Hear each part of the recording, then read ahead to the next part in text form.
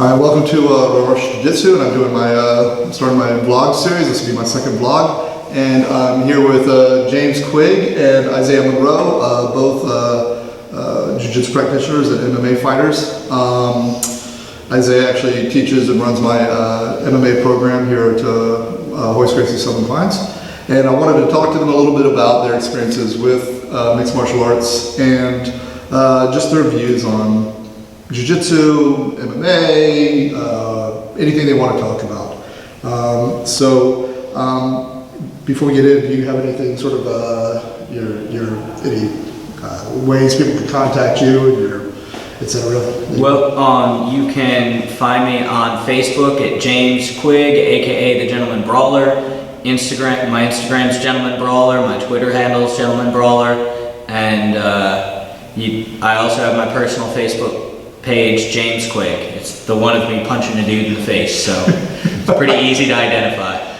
Yeah, what about you, Isaiah? You can check out my Facebook page, Isaiah Monroe MMA, or on my regular Facebook page, just the same Isaiah Monroe, as well as my Instagram, which is all pretty still simple, just Isaiah Monroe. Alright, cool. So both of these guys are active fighters in North Carolina, and James, you've been fighting now for since February 2013, so it's 4 years now. Okay, and you're pro, correct? I made my pro debut February 2016. Just got my second pro fight. Okay, and you're up in California, one of the top up and coming amateurs in North Carolina. You both just had fights actually on the same days, but in different cities. Correct? No, we were on the same card. Oh, you were on the same Yep. card. Okay, I'm thinking about Anthony and was it Mom? No, Anthony was in Raleigh on the Next Level Fight Club 6 card. He fought David Moore, won first round guillotine, and then Isaiah and I were on the card in Fight Lab. Our other teammate, Jadonis Edwards, was supposed to be fighting on Fight Lab with us at the 25-pound weight class, but his opponent had a medical issue that pulled him out, and they couldn't find a replacement for him on short notice. So it was a very active weekend here. So I want to talk to these guys again because they have a fair amount of experience with MMA as well as Jiu-Jitsu. First thing I want to talk about is I know you train here for some of your Jiu-Jitsu, but your predominant training is at our Fayetteville school, especially with Seth Stevens. Can you tell me a little bit about the training philosophy? And you go over there as well to train quite a bit for your MMA. Can you tell about the training philosophy there and how it might be a little bit different, say, than some other camps, mindset-wise? Well, I think the biggest thing mindset-wise is it comes back to a phrase that we talk about all the time: high performance, low injury. You know, a lot of other places, they take the mindset of, whatever doesn't kill you makes you stronger. Right. And to be honest, that's not really true. Like, it's true if we're talking about pain, if we're talking about owies, like what does, if I work through a bruise, if I've got a little bit of bruising on my shin because I kicked the bag or I went shin to shin, then yeah, I need to tough through that and I can't stop. But if we're talking about an injury, injuries make you weak. Injuries can make you permanently weak. There's only so long you can tough through an impingement or some injury before it progresses into another injury, and it's reducing your training the whole time. So, for us, we want to get as sharp as possible, but we see injuries as a bigger enemy than our opponents in the cage. Right. I think that's possibly one reason that one thing I've always been really proud of the most of the Team Rock guys is, very, very rarely do we back out of fights for injuries, and certainly never we don't miss weight generally, we don't sign up to fight and don't show up. Usually it's the other way around, right? We sign up and guys always back out on us. I know that's happened to you, that's happened to you, that's happened to Jesse, that's happened to any number of guys. Jesse's was the most ridiculous guy, sprains his ankle in the hours leading up to his fight when he was trying to make a pro debut. Right, and Palacios, of course, had that happen to him all the time. So I know that you both, and I know Isaiah, you've worked really hard to become very well-rounded. You're a very good striker now. Your Jiu-Jitsu, even though at the moment you're a blue belt, you'll soon be a purple belt. Everybody speaks about how good your Jiu-Jitsu is. You've worked hard, I know, in your wrestling, going over there, training with Quigg and some of the other guys. How important do you think it is to have, to be well-rounded, but to have like kind of a core identity, you know, a core style, or do you think that you can kind of just go and come up now and sort of cross-train in all the different things to be a successful mixed martial artist? Yeah, I kind of think they both have their both advantages and disadvantages. I like having like a set base that you're good at, like say if you're a wrestler or more jiu-jitsu or striker, because then you're going to have an area where you're more comfortable. Right. But I think it's necessary, of course, to build on all your other tools and stuff. So like say if you're a striker, you want to be able to defend yourself on the ground, even if you don't necessarily want to be there. Be able to sprawl and defend off your back if need be.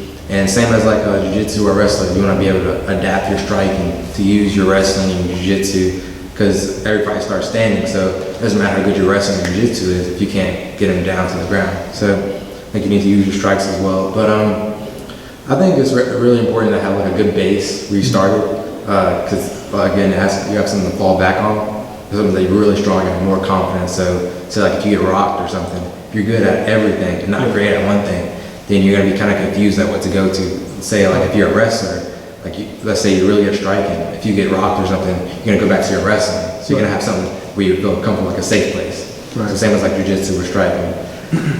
I suppose my perspective on it is that, you know, even if I started wrestling when I was 8 years old, so for me, I came into it, I had a set style. Right. I had a set style that still comes out even after training BJJ and submission grappling for 10 years. I had 10 years of wrestling before that. I'm never not going to be a wrestler. Right. But by the same token, I think there's an element of, even if you start out like, you know, you start Muay Thai and Jiu-Jitsu at the same time, I think that you will gravitate in sort of one direction, right. Gravitate towards a range.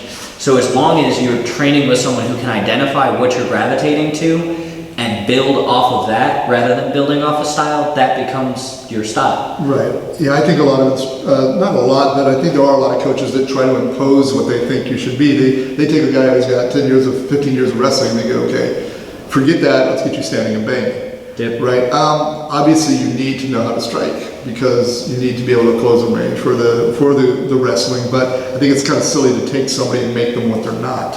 Mm-hmm. You know, you kind of saw that with Damian Maia for a while, where he had gotten away from what got him there, and then he got rid of that idea and went back to what made it work for him. And I think a great example of someone who kind of did really what Isaiah talked about was Anderson Silva. Right. Anderson Silva, a Brazilian Jiu-Jitsu black belt before he learned any Muay Thai. He starts knocking everyone out, but then we see him get in a bad spot, get beat up by Chael Sonnen for 5 rounds, and he manages to pull off the Jiu-Jitsu finish. So he goes back to what he started with. Now, and I think it's important that, and this is what I think Seth does a great job at, is being able to blend those styles, right? Just taking styles that you throw together and thinking that they're going to be complementary.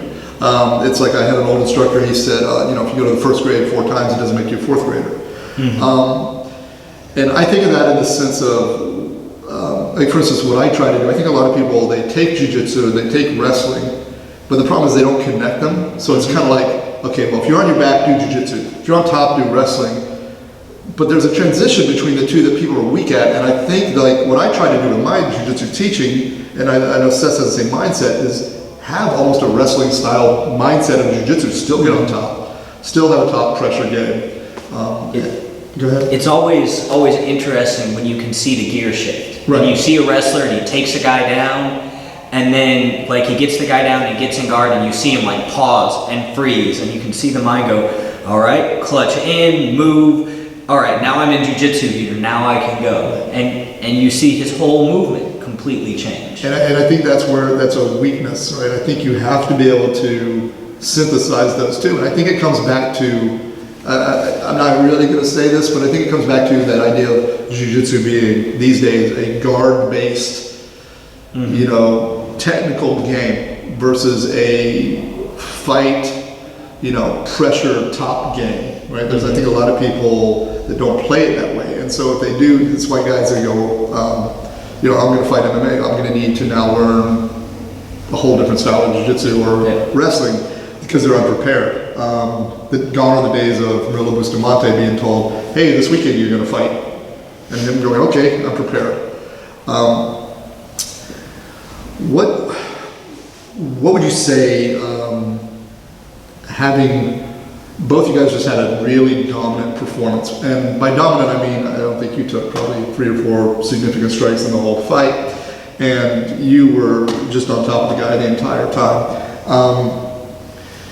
I think you both fought really textbook fights, right? You were comfortable on the feet, you were able to control where the fight happened. Do you feel like having such dominating performances, even this early in the game, might make you a little bit lax about taking the next step seriously or being maybe overconfident? Well, I mean, and I mean, Zay, you can speak to this too. Regardless of what happens in the cage, you know, the goal is that anytime I'm in the gym, at any different range, I hope that in every gym, I've got a dude who can out-wrestle me. I've got a dude who can out-tie me. I've got a dude who can out-box me and out-jiu-jitsu me. So even if I don't have any one person who can beat me in MMA, even if I don't have that tough MMA fight in the cage, right, I have those tough rounds in the isolations, or I have those tough MMA rounds in, you know, in the gym. right. You know, right now I'm struggling. I'm looking for guys who are as tough or tougher than I am. But you know, I'm not going to necessarily worry about not having faced the toughest guy in the ring until I'm getting matched up with a guy who I think is as tough or tougher than Damon, or as tough or tougher than Isaiah. And until that happens, and even if that does happen, I'm fairly confident that we understand training to be able to push and evaluate my performance to get me to that level. Right. So some of you guys who might not be from North Carolina, we're in North Carolina, the second UFC was held in North Carolina, and after that it was banned in North Carolina for quite a few years until, well, there's some things that went on that got it re-legalized. I'll just leave it at that. But even then, it's been kind of a weird situation in North Carolina because, one, the boxing and kickboxing scene has always been sort of hampered in the state. The jiu-jitsu scene has actually always been pretty good. The wrestling, you know, North Carolina is okay. It's not a powerhouse of wrestling like up in the Northeast or out west, but it's still an okay wrestling scene. But how do you think that the MMA scene in North Carolina is getting better, or is it kind of stagnant, or is it stepping back? I mean, it seems like every time I turn around, you know, it seems like there's kind of a mid-level gap. Right. We've got a few guys who are making the jump to Bellator, to the UFC. Right. And we've got obviously a really active, really engaged, low-level, like amateur and local scene. But it's in that mid-level where we struggle to break out, to get from local level to the regional MMA, right, and then to make that final jump. Right. So you know, we haven't quite figured out the way to get it. But you know, I look at things like the fact that I'm able and welcome to train with Forge Fitness here at Southern Pines, down in Team Rock Fayette, and I'm encouraged to. Mm-hmm. So I feel like that attitude where people in the area aren't seeing it as, you know, it's me versus them. They're all trying to get to that level so that we can look around and go, it's North Carolina MMA versus the world. Right. And I think as long as we have that mentality and we keep building with that mindset and everybody's able to train safely together, then we can keep it developing and getting to the level that our jiu-jitsu seems at. Yeah, because I think, you know, it's always kind of funny, and you've probably experienced this a little bit, and I think you've probably seen this a little bit. People come to North Carolina, especially from other areas, and they kind of almost act like, you know, here's a bunch of rednecks, and maybe really don't know much about jiu-jitsu or MMA, and I think a lot of times they come here and they get quickly surprised that how much talent is in the area, and how much there have been people here for, you know, decades now training. And then we've got guys coming up now really quick and explosively, again, like Isaiah. Speaking of that, who do you think are some of the guys that you've trained with personally that, are either well known in the area that you were really impressed by, or maybe that nobody knows yet, that you think are kind of, and it doesn't necessarily have to be just MMA. It could be guys who are, really unknown jiu-jitsu people or really good strikers that you think maybe people aren't aware of. Because I know you guys have been fortunate enough to train at some of the other places. And I know Fable, of course, has a really tough scene. You want to start it off, Zach? No, a lot of people I've been training with, let's see. Really going up to Forge Fitness up there. There's guys, a good instructor as well. A couple of guys up there. I haven't got to train too much with Dewan, but a couple of other guys up there like Evan, and all those guys. I got to train with them a lot. Cornelius, Evan Daniels, and Evan Aradon, I think it was. Over Gracie Raleigh. Yeah, he's really cool and stuff. He's been having a lot of fights and stuff. And of course, the Fable guys. Yeah, definitely. Damon and Paris and Jadanis. And I look at things like, Mikey the Bully Pagano was a really dominant force in amateur MMA here in the North Carolina, Virginia, South Carolina area. He decided to swap over and become a coach. He went out and he trained with Alan Chavarro for a while. He came back, trained with us for a while, helped me get to where I am as a coach and a fighter, and then now he's coaching with the Miller brothers up in New Jersey. Jim Miller, who's just gone on a tear through the UFC. So if he's, and he's running programs and he's coaching for them, I feel like that's a great compliment to the kind of guys who are coming up in Fayetteville. Jesse Herzog is one who, he's been focusing on his family life. He's a family man, has a lot of children, and that's his main focus. But I'll be honest, I haven't competed with or against anybody who's on his level. He's just ridiculous. If he had been able to stay with it, if he had been able to swing it, I wouldn't have been surprised to see him in the Bellator, the UFC now, like within a year or two of when he was trying to make his pro debut. Ricky Saxton is another one who's excellent. He was rolling, he did a Toro Cup against Dewan Owens not too long ago. Dewan, who's a great guy, just won his kickboxing match on Lightning Strikes, won another Toro Cup just before that. So I've been able to train with Dewan, and then Ricky Saxton, who moved out to Colorado and was able to come from Team Rock Fayetteville and winning a pro fight at Strike Off that I'm about to fight for that promotion again. And now then he was able to go out and kind of walk on to the elevation fight team out of Colorado with TJ Dillashaw and Neil Magny, and have those guys say, no, you're on our level. And I feel like if we've got those guys in the gym, and that's the level we've seen, where they're going and training with the UFC level talent and coming back and saying, I'm getting the same stuff there that I would get here. Mm-hmm. That tells me that we're at that level. We just need to get that exposure. Yeah, and that goes back to what you were saying earlier about the scene growing here. I think it's definitely growing. We got a lot of up and coming guys, and I notice whenever I go fight, I see a lot of the same guys. So they're going pretty consistent instead of like having one fight and then not fighting again. So it's pretty consistent, like people staying consistent about fighting. And I and the Fables we were training, see a lot of guys. We have like 3 or 4 undefeated pros now. Mm-hmm. Like Quigg 2-0, Diamonds 2-0, Anthony's 2-0 as well. And then we got a lot of up and coming amateurs as well. Me, Parrish, Jadanis, and all those guys about to make their pro debuts and everything. So I think there's definitely some good things to come in due time.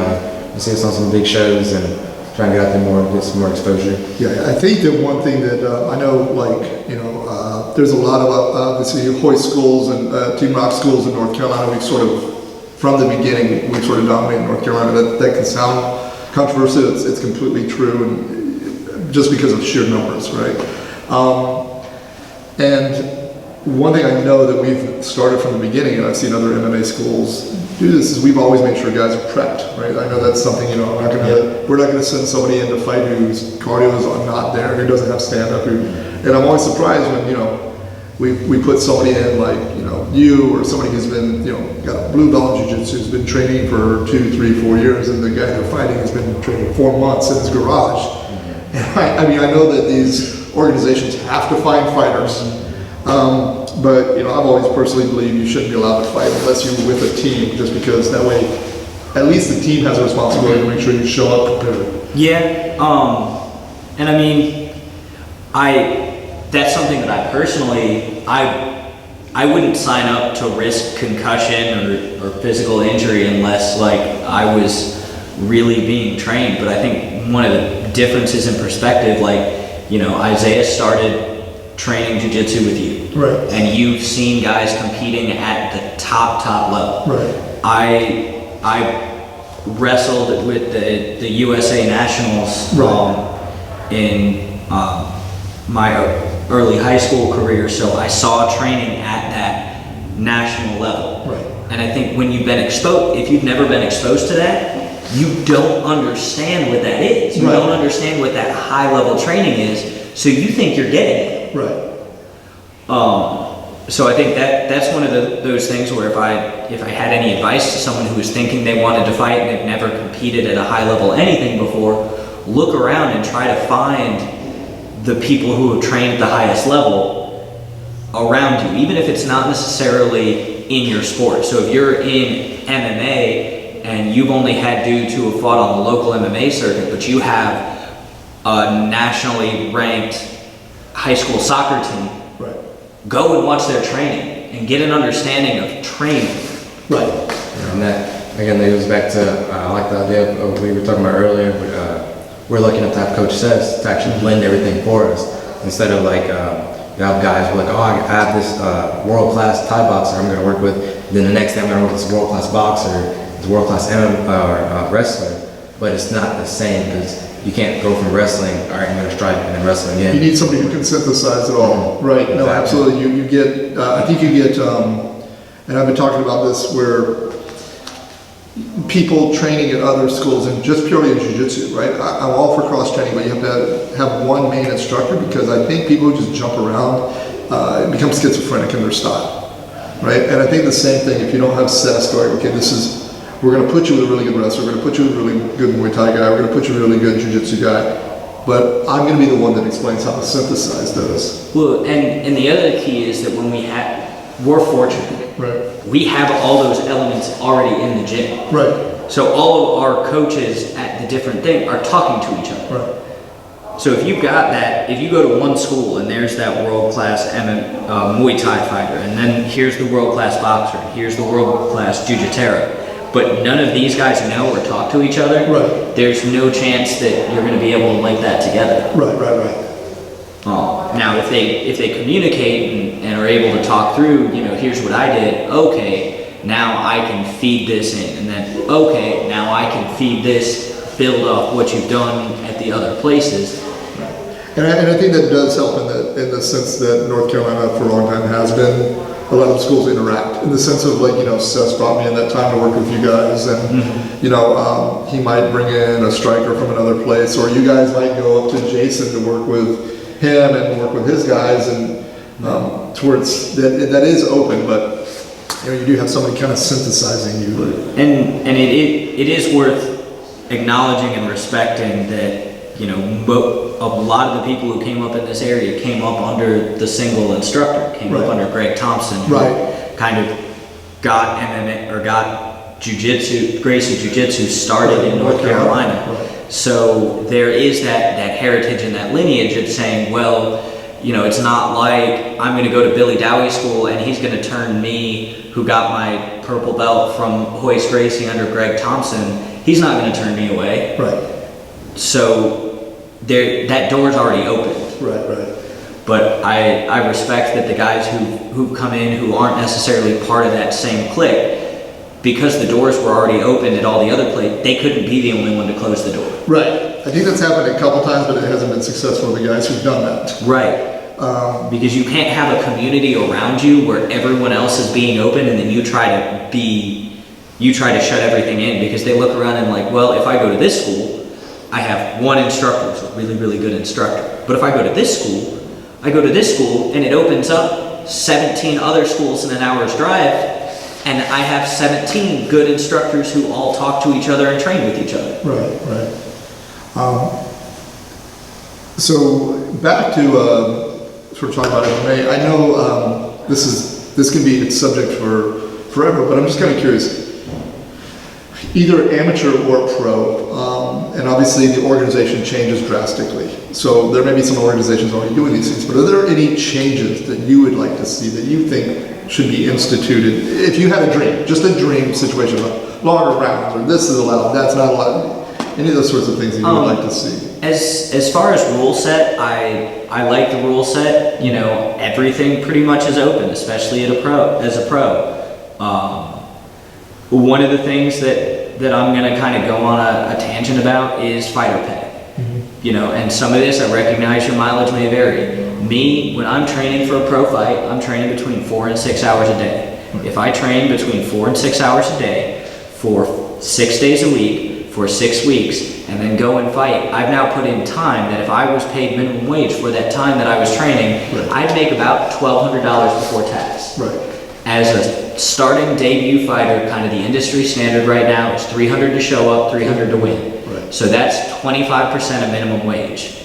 And to be honest, if we want this sport to be professional, if we want this sport to be recognized on the same level as the NBA and to have attract the same athletes as the NBA, the NFL, if we want to be on that same level, then we've got to find a way to get that interim thing. Right. You know, the NBA has a base salary. The worst dude in the NBA makes about $500 grand a year. Right. And if you look at the semi-pro leagues who play basketball in little towns like Rockford, the Fire Ants in Fayetteville, and these different levels of minor league baseball or semi-pro basketball or international league football, basketball, they're still making $50,000, $60,000 a year. Right. We have pro fighters in the UFC, the number one, the top organization, making $10,000 a fight. Right. Right. And then used to be, oh, well, you don't need to make that much because you can get it back in sponsorships. Well, now you can't because they locked you down in the Reebok sponsorship. Right. So, you know, that the question becomes, how do you make a living being a pro fighter? And right now the answer is you don't. Right. You have a day job, and you hope that day job you have a supervisor who's going to let you train.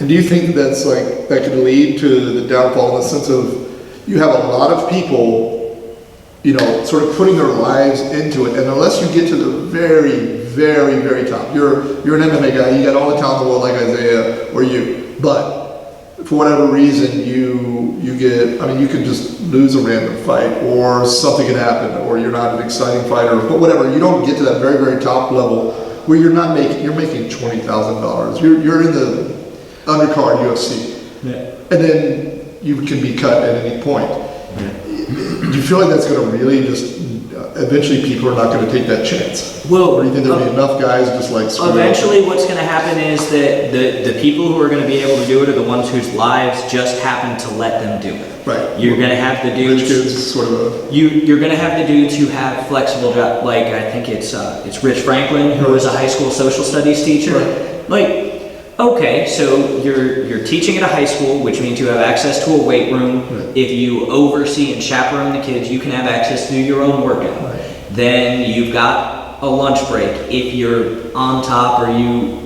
you kind of make that your focus, then you're off by 5 o'clock. You can train in the evening consistently. If you're able to make that work. If you are a military spouse and your wife's the one in the military, then you can be a stay-at-home parent. You can get 3-4 training sessions in. If you're independently wealthy and your parents are willing to support you, or your parents are willing to support you while you pursue it, right, there are solutions that exist. But if you're trying to maintain financial independence purely off of being a pro fighter, unless you have something else going for you, unless you find some way to make yourself marketable from a social media standpoint, from, you know, building sponsorships and networks where they're able to support you, then you're kind of SOL, because right now there's no way that you're going to make enough money from just fighting to pay your bills. Right. Yeah, I definitely agree. It's come to be more like we have to do a lot more marketing these days, like especially with a lot of you'll see a lot more like money fights. ever since I think Jiu-Jitsu was bought up by like an entertainment system or an entertainment company. Right. So you probably see more fights like the CM Punk fight where it's a guy who hasn't really done like MMA his whole life, but trained for like a couple of months, and then since he's already known by like a bunch of people, then you know, how many He's gonna people, leapfrog past. yeah. So like how many people tune into that fight, Right. but like didn't tune in to watch someone who's been training for like years, dedicated like half their life to it.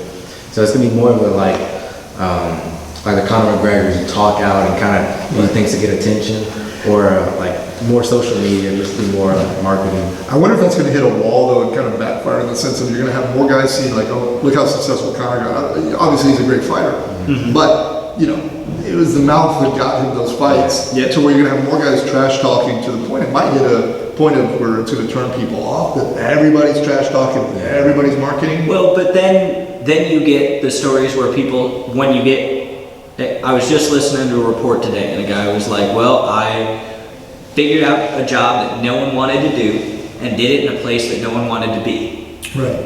So if everyone's wanting to trash talk, if everyone's trying to be Conor McGregor, then all of a sudden people are going to start really glomming onto or really resonating with the Henry Cejudos, Right. who came up hard and spends most of his time working with lower income kids, teaching them how to wrestle, and when he's training, and you know, he spends a lot of his proceeds to fund them being able to come train. So that's the guy that starts to take off. The GSP, where everyone starts talking about, man, you know, GSP became the big thing as Tito Ortiz was kind of on the backswing. Right. Talker, really rough guy, the bad boy. Right.